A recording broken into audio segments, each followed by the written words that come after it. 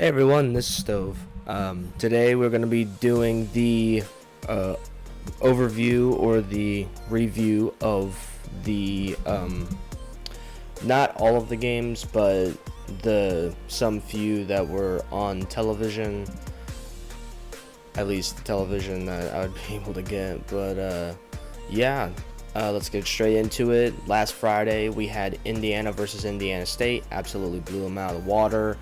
The Mendoza, Indiana quarterback had almost a complete game, 19 for 20 and 270 yards, 5 passing touchdowns. Even Martin had 11 carries, 109 rushing yards, 2 rushing touchdowns. And Cooper Jr., my lord, man, you might as well just get drafted now. But Indiana State came in 2-0, but, you know, it's what happens when you face the big brother, I guess. Now you got Ohio State. Obviously, I'm wearing Buckeyes shirt. Very happy to see them win. It was a solid performance, but the only thing I would have to take away from it is Sayan's 2 interceptions. Not exactly the thing that you want to see when facing against the little brother of Ohio. But it's the defense tried to do their best to keep themselves in the game.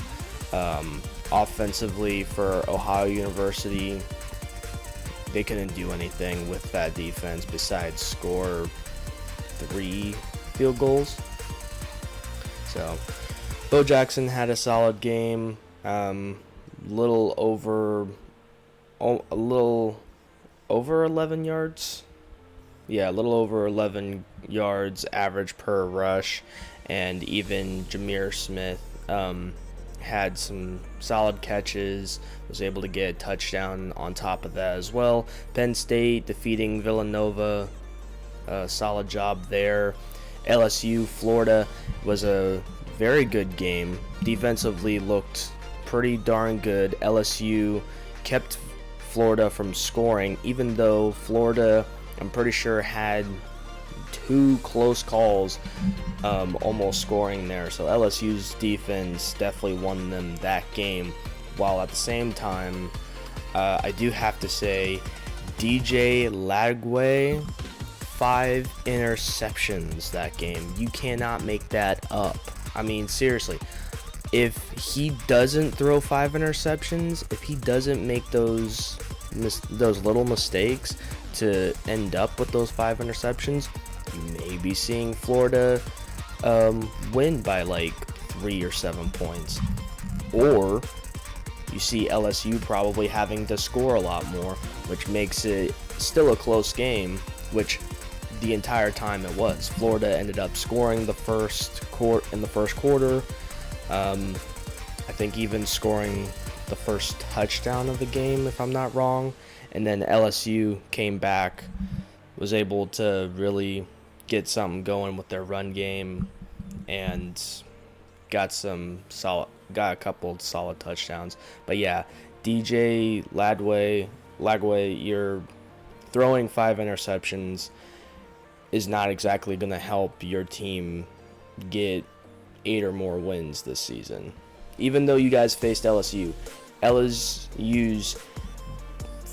back 7 looked incredible. They really did. Just focusing on what they need to do as an individual in the position, they did phenomenal. So props to the LSU's defense, but DJ, you don't make even if you threw probably 2 interceptions, you may just be putting yourself into a better position. But you did pass a lot. Still completing 33 for 49. Still pretty solid day for him. It's just those 5 interceptions that obviously you don't see on this screen. It's very detrimental for that offense, unfortunately. But again, props to them both. Oregon, obviously they beat Northwestern. Not a lot of people really were thinking Northwestern was going to do something there. going into Miami versus South Florida, obviously last video I was talking about college ball. I said do not be surprised that South Florida does something, and it's unfortunate that they had only gotten field goals that entire game.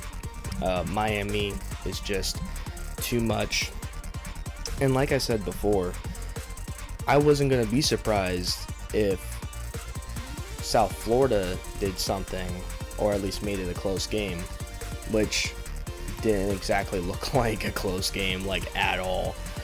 But Miami, I wasn't going to be surprised if Miami was able to just blow them out of the water too. I mean, Carson Beck is looking great in that offense. Whoever that offensive coordinator is, yes, the head coach has a lot to do with this too, but whoever that offensive coordinator is, I will check later so I can at least and write that down, because I can't remember right now. But Carson Beck is feeling very comfortable with that offensive line, feeling very comfortable with all the key people behind him. The only person, like, obviously you see Nimrod, he had a good game. Obviously he couldn't get many throws to him, but still had 4 catches, still had 128 yards, still trying to put himself out there as one of the stars for South Florida.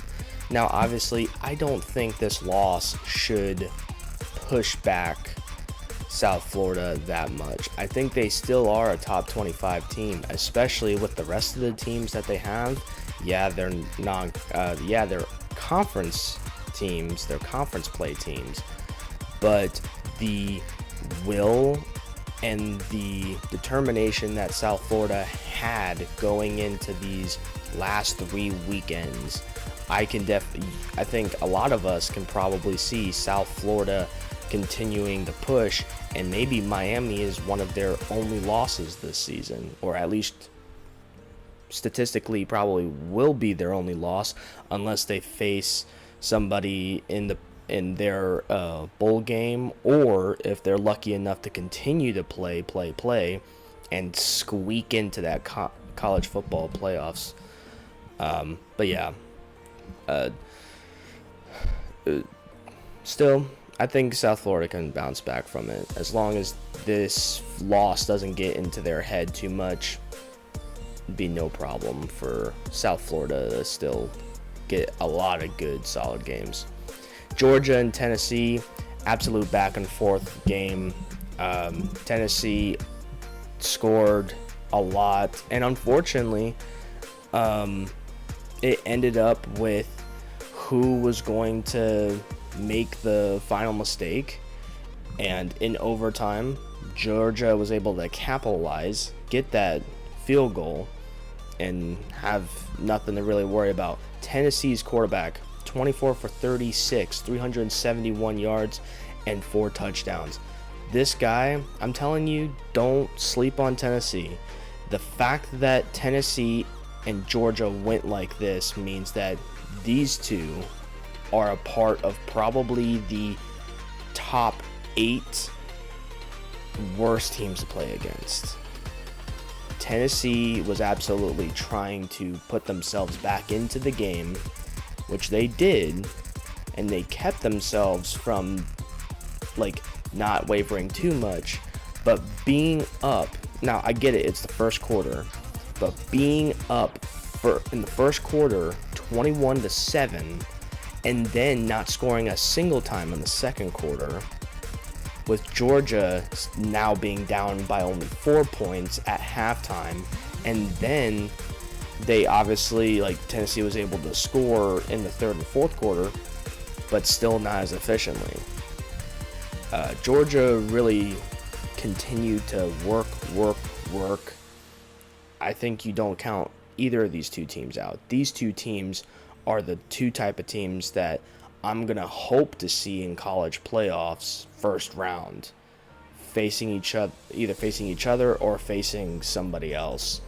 But it would be an exciting game to see this again in the college playoffs, or to see both of these two get a couple of wins in the college playoffs just to meet. But incredible plays defensively, incredible plays offensively by both squads. I don't think you should count out either one of these two teams, because the moment you do is the moment you're probably going to start losing bets on, like, oh, if Tennessee's going to lose the next 2 or 3 games, or if Georgia is just going to stomp through everybody and go on a 12-0 record thing. But Georgia could, it's possible, but I don't see Georgia going 12-0. They've got a lot of teams to face each other. Well, face them, and then Tennessee kind of has a few other teams, but I think Georgia just has a stronger schedule anyway. So I would see them having the same record by the end of this year. Anyway, Texas, actually, even though Nelson was the UTEP quarterback, threw 2 interceptions. Apparently, he had more passing yards than Archie Manning, but Archie Manning was still able to move that offense down the field with the running backs that he also had, being able to get first downs where they needed to get it. And just they kept on moving along. Texas's defense was able to stop UTEP a little bit. Honestly, there was a possibility that UTEP wouldn't have been able to score until the fourth quarter, which honestly would have been pretty bizarre. Well, not bizarre, but it would have been still impressive for Texas team. But again, we haven't yet seen them face anybody else other than Ohio State, so we'll just see what happens in their later of the season. Notre Dame and Texas A&M. Notre Dame starts 0-2. Not exactly the best thing you want to see for Notre Dame, but Texas A&M, man, that SEC school really wanted that win. And now, not to say that both of them, Notre Dame didn't want the win.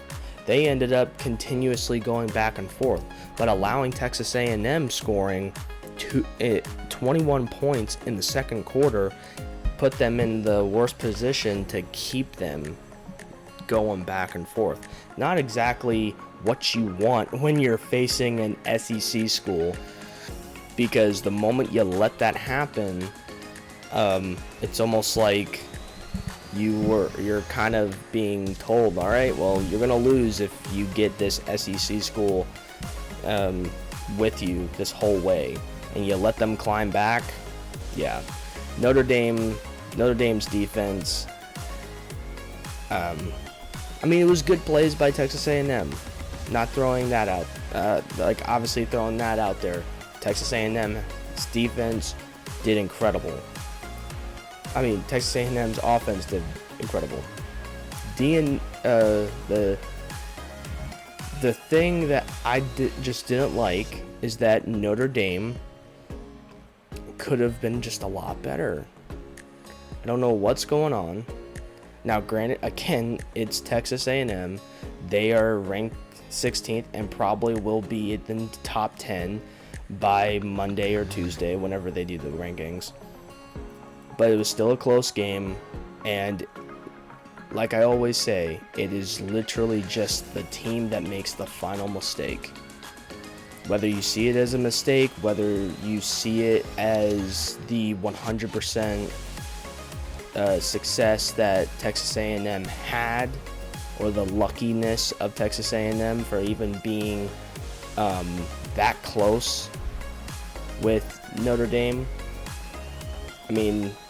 Reed had 17 for 37, 360 passing yards, and 2 passing touchdowns. 17 and 37. I don't see that usually winning games. That's all I'm saying, Notre Dame. I don't see that winning games. And it's just a shame that it ended up that way, and Notre Dame is now 0-2. Probably the first time that they're 0-2 in years. if I'm not mistaken.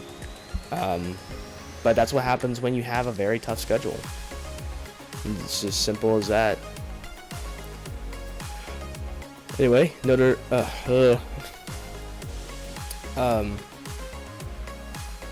Illinois crushing Western Michigan, going 3-0. Illinois is actually going to be facing. I actually can't wait for Illinois and Indiana, because Illinois and Indiana is going to be an incredible game. I think that might be next week. If I'm wrong, I'll look at it and I'll say that I'm wrong. But I think that will be an incredible game, the way Illinois is playing with absolute dominance. Indiana is playing with absolute dominance, obviously showing you that they beat the crap out of Indiana State 73-0. But you also have a team like Nebraska, who's also, I believe, playing one or both of these teams. And Nebraska looks like they're doing well too, possibly on the break of either getting some votes of being in the top 25 or cracking that seal, being 25th or 24th. So that's going to be pretty interesting to see with all of these ranked teams coming from the Big Ten. I would like to see whether it ends up being Penn State, whether it ends up being Oregon or Ohio State. Obviously, true experts would be like, oh no, well, Ohio State, Oregon, Penn State, they have a lot of stars that can do this. Okay. And there's still a possibility that you have Illinois and Indiana both becoming super teams in their own right. And that's just going to happen whenever you have something like the transfer portal, because you'll have 4 or 5 stars that were recruited by Oregon, Penn State, Ohio State, and you're either getting shoved to the side, or you're just not performing well enough to be able to start, or you not even play a few reps, and you're like, okay, well, I'm just gonna go to Illinois. And quite a few people were able to do that. Now, the reason why I'm wanting to see this, I want to look at the standings. Sorry, my thing is so slow. If I go to all conferences, you have the Big Ten, you have Oregon, who's 3-0, you have USC, 3-0, Illinois, ranked 9, 3-0, Indiana, 3-0, Maryland, 3-0, Michigan State, 3-0, Nebraska, 3-0, Ohio State, Penn State, Rutgers, 3-0, Washington is even 2-1, Michigan University, who's ranked 23rd, is 2-1. You have so many of these teams. Now, whenever they start facing each other, we're going to obviously see the drop-off with a lot of these teams. Obviously, with down here, not to throw any shade, but UCLA is the first team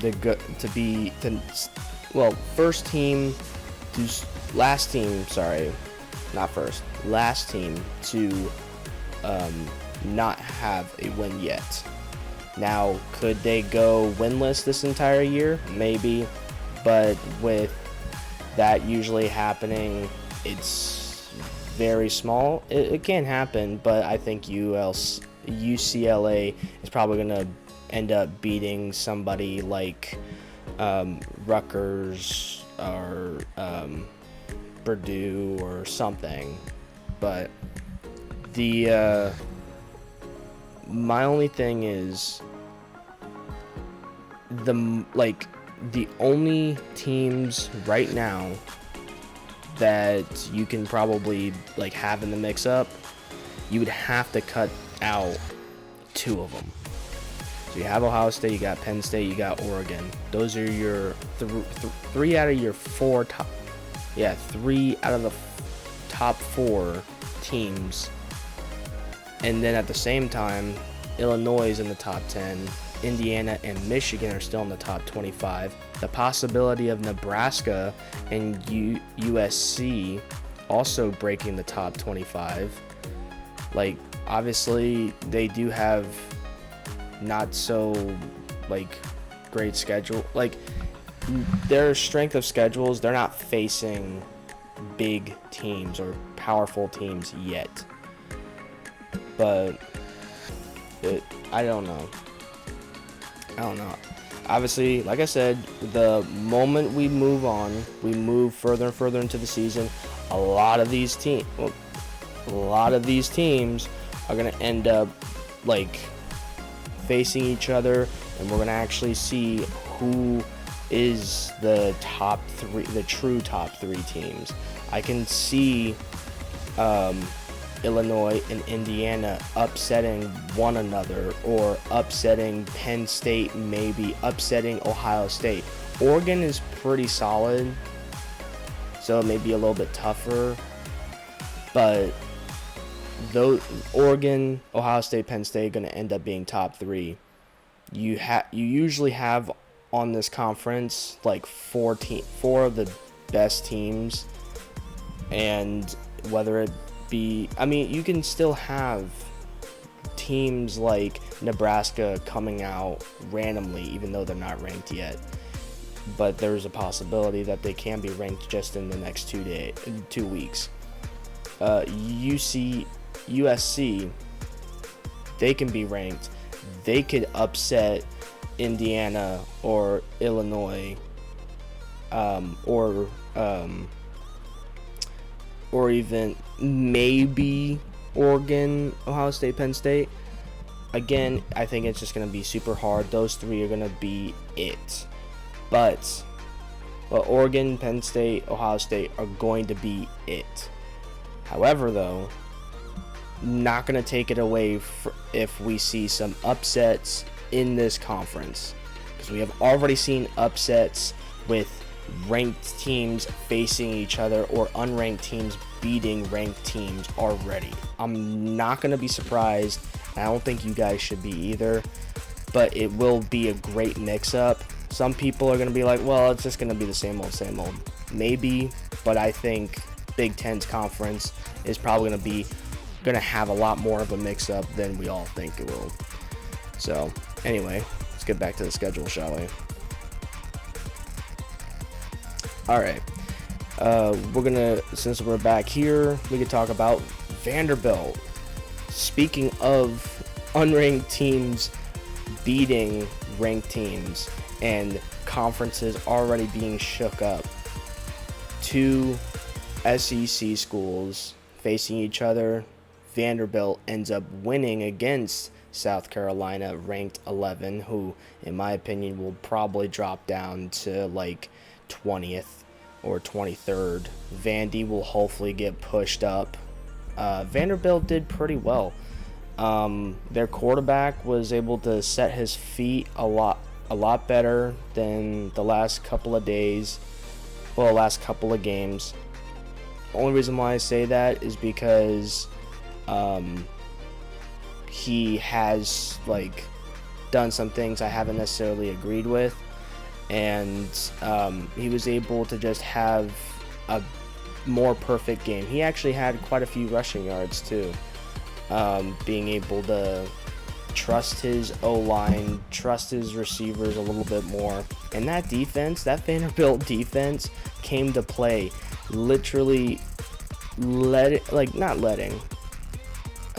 getting scored on once and then proceeding to never get scored on again. There were some close calls with some field goals or some placement due to penalties and stuff like that. But Vanderbilt took their chances, took their advantages, and used South Carolina's mistakes to just skyrocket and continued to add on to their lead every single quarter as much as they could, just so they didn't have to deal with South Carolina. See, if Vanderbilt can do it, now obviously, Texas A&M, Notre Dame, I know I shouldn't be going back all the time, but Texas A&M, Notre Dame had Texas A&M dead in rights in the first quarter. Obviously, it's college ball. Crap can happen a lot more frequently. But if Vandy can take the lead and continue to add on just in case they come back. Now, granted, they didn't score as much in every quarter as Notre Dame and Texas A&M. But still, it just shows that Vandy was able to and they were able to get that win, and it looks like they were able to dominate with a win, 31-7. But anyway, Clemson and Georgia. I am surprised, but I think you guys can look back on it for me, or I can look back on it. But I'm almost for certain I said that this was going to come down to a field goal.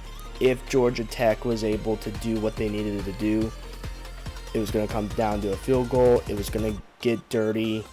And I also said, if Clemson does exactly what they have been doing the last couple of weeks, and that's not getting their offense in tune with their stuff, their defense letting things happen or making mistakes on, like that defense making mistakes, not like giving Clemson's offense really any room to adjust. And it's surprising that Clemson, and a lot of people are talking about it, it is not just me, Clemson has some weird problem right now.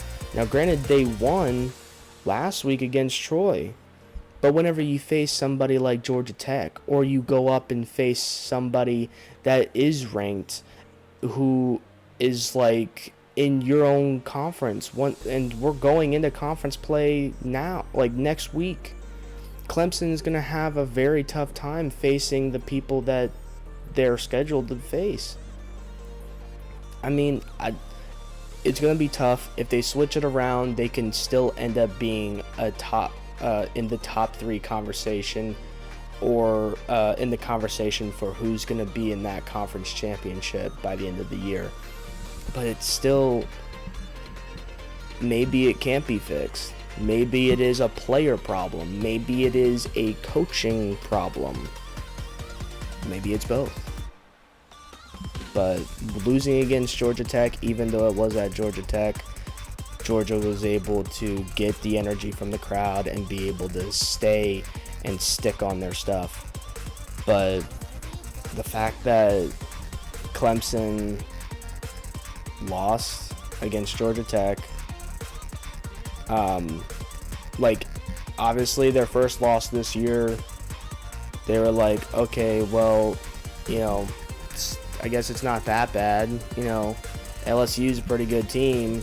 So, like, maybe it's just, like, it happened. It was a very close game defensively, and then we move on. Almost losing against Troy is not something to be proud of. And then at the same time, now losing against Georgia Tech is a very bad start for Clemson, and they need to fix it right away, or they won't even be a team to talk about for the college playoffs. Mark my words on that. If they continue to be like this, they will not make college playoffs, and they will probably end up unranked this year. If they lose 2-3 more times, I wouldn't be surprised if they're either barely ranked or they're not ranked at all. So, that's just me. Anyway, Oklahoma did well against Temple, not surprising there. Arkansas State was able to stay in that game for against Iowa State. But Iowa State still undefeated, and they're going to continue pushing forward.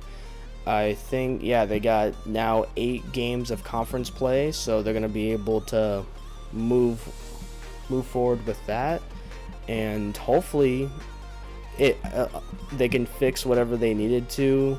Now, Arkansas State shouldn't be a team to laugh at. Like, obviously, like, Arkansas State doesn't have 4 and 5 stars all over the place, but Arkansas has the determination to try to at least put everyone into very weird situations, even though Arkansas State has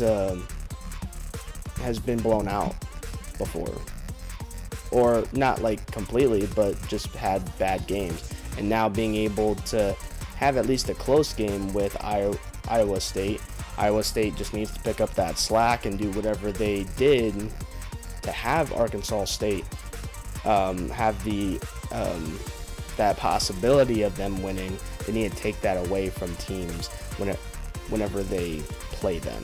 Simple as that. If Iowa State wants to continue being a Big 12 powerhouse, they need to take that real quick from the jump. Obviously, I like the 9 and 8 points from first and second quarter, but that's just not going to be enough, especially if you're giving up 10 points to Arkansas State. I mean, it happens in college, but again, still. Now we get to Arkansas versus Ole Miss. Arkansas made it a very good game. Both teams scored. I thought that second quarter was going to go on forever.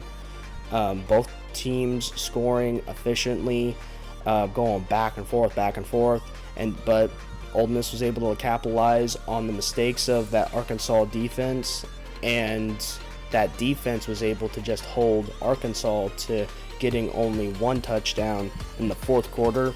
But by that point, it was already too late, with Ole Miss just running the ball a little bit more.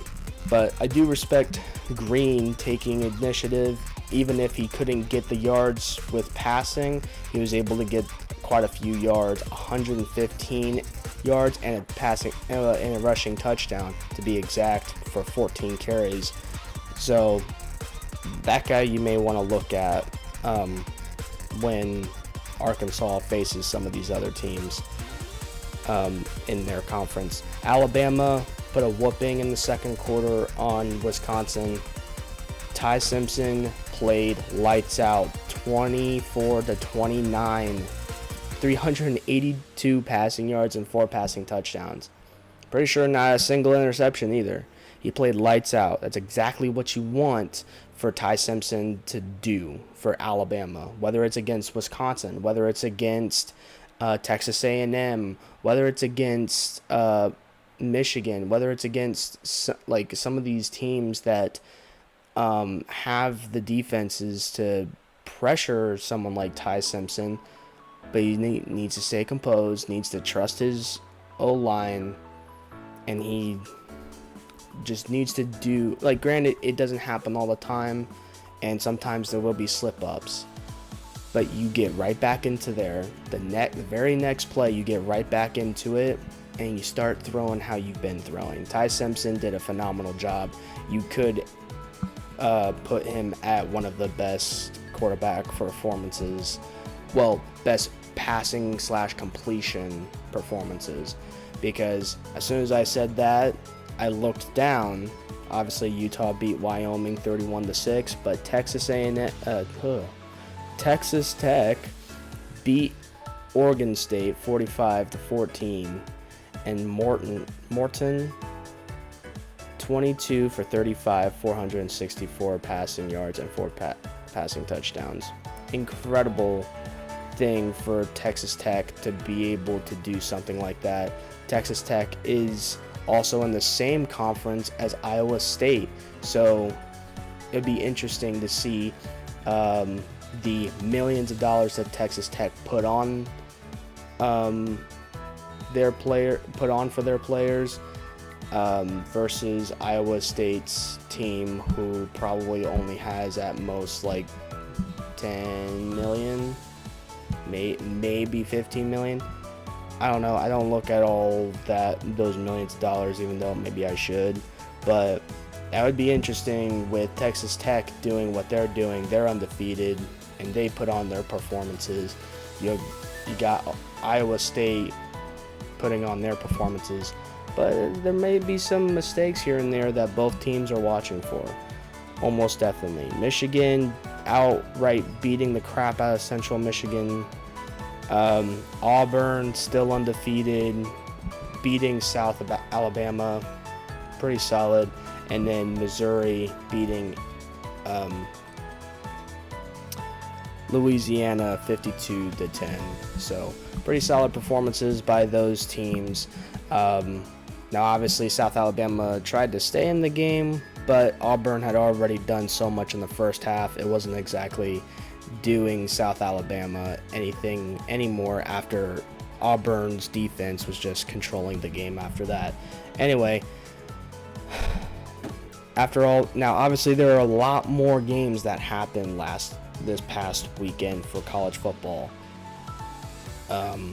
If you want me to continue with doing the more broad review of the college football schedule, I can, because I know there's been a lot more great games that happened with smaller schools in Division I. But I'm like just looking at this stuff. This is like kind of just what I'm looking at. South Florida, like they're gonna probably be ranked still, but they're gonna be playing a lot of teams that really aren't gonna be looked at too much in their division. Well, in their conference, and their conference probably isn't gonna be looked at that much. Not trying to be disrespectful or anything, but that's just kind of what it is between the fan bases of their conference, South Alabama or South Florida's conference. You then look at Auburn's conference, the SEC, or you look at the Big 12, Big 10. It's like no comparison depending, like with the fan bases the big conferences have, and then the small conferences. It's like, oh well. But anyway, you guys have a good one. By the time I'm recording this, it is about 37 minutes before kickoff of week 2 of the NFL, which by the time that ends either later tonight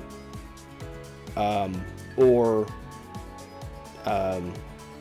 Tuesday morning, I'll hopefully be able to make a video and hopefully be able to have that out for the review of week 2 of the NFL. So you guys have a good rest of your day. Hopefully you guys enjoyed me going over this stuff, and you guys have a very nice day once again, and peace. Like, subscribe, comment, share this with friends, whoever you want, your grandma, your auntie, anyone, seriously.